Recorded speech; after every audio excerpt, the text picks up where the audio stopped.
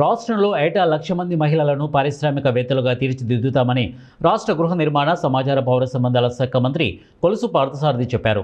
నూజివీడులో ఆదివారం పాత్రికేయుల సమావేశంలో మంత్రి పార్థసారథి మాట్లాడుతూ కట్టుబడి ఉందని అన్నారు. మహిళలు ఆర్థిక అభివృద్ధికి కృషి చేస్తున్నారని తెలిపారు.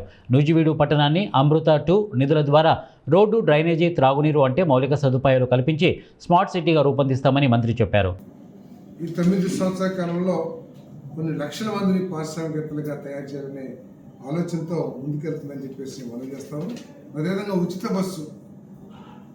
బస్సు ఏదో గతంలో నేను బటన్ నొక్కేశాను, బటన్ కాదు ఇక్కడ ముఖ్యం ఏంటంటే లక్ష్యం. ఏదో లక్ష్యం లేకోకుండా అమ్మ ఒడిచేసి, లక్ష్యం లేకోకుండా ఫీజు రింబర్స్మెంట్ ఇచ్చి, ఈ డబ్బులతో ప్రజల డబ్బుతో చదువుకున్న తర్వాత ఏం చెయ్యాలి అనే ఒక మార్గనిర్దేశం లేకోకుండా ఉన్న విధానం నుంచి ఈరోజు చదివించడమే కాదు, వారికి ఉద్యోగ అవకాశాలు కూడా కల్పించాలనే లక్ష్యంతో పనిచేసే ప్రభుత్వం. ఈరోజు ఉచిత బస్సు ఇచ్చామంటే పురుషులతో సమానంగా అన్ని రంగాల్లో కూడా అవకాశాలు వారికి కలగాలి.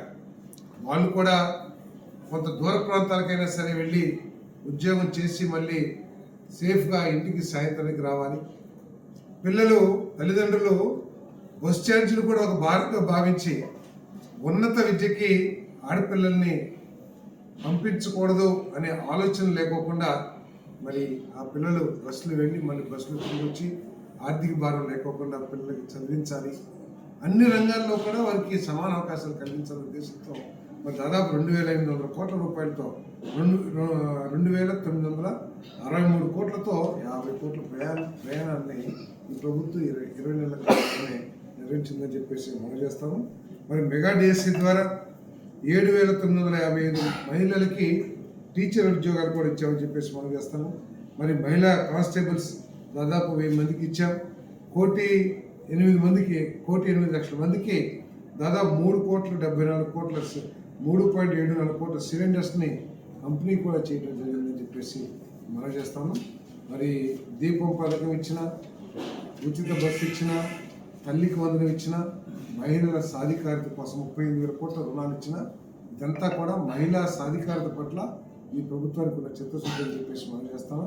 మరి మన నియోజకవర్గంలో కూడా మహిళల కోసం మరి రుణాలు కానివ్వండి, లేకపోతే మహిళలకి వ్యాపార అవకాశాల కోసం మరి పరిస్థితుల్ని క్రియేట్ చేయడం కానివ్వండి, దాదాపు 290 గ్రూప్స్ ఉన్నాయి.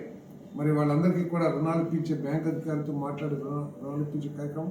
అంతేకాకుండా ఒక 2 రోజుల క్రితం మరి సెర్ప్ సిఇఓ గారు, మరి పేరు కరుణ గారు, మేడం కరుణ గారితో కూడా మాట్లాడి ఇక్కడ ఆమ్చూర్ ఫ్యాక్టరీ పెడతానికి, అదేవిధంగా మన ములక్కాయ ఆకుతో ఏమంటారు దాన్ని,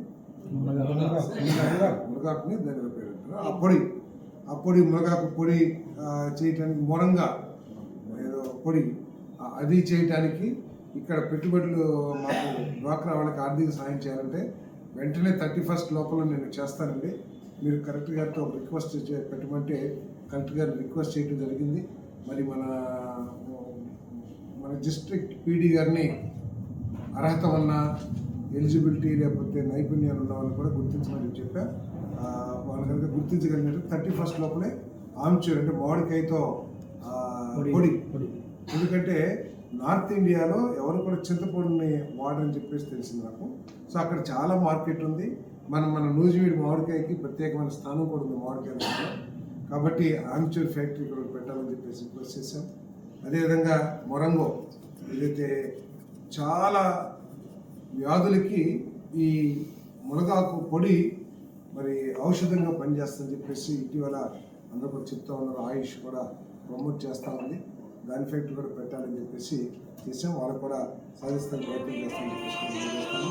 అదేవిధంగా ఈ నారా లోకేష్ విద్యామృతం అనే పేరుతో మాజీ పార్లమెంట్ సభ్యులు కొలుసు పేదండయ్య ట్రస్ట్ పేరు మీద దాదాపు 2,000 మంది స్టూడెంట్స్కి ప్రతిరోజు 1 జనవరి నుంచి మళ్ళీ 10th ఎగ్జామ్స్ అయ్యే వరకు కూడా, ఎందుకంటే మరి నారా లోకేష్ గారు తీసుకొచ్చిన అనేక మార్పుల మూలంగా స్టూడెంట్స్కి మంచి మార్కులు రావాలి, స్కిల్స్ రావాలనే ఉద్దేశంతో మార్నింగ్ 8 నుంచి ఈవినింగ్ 5 దాకా బెస్ట్ రిజల్ట్స్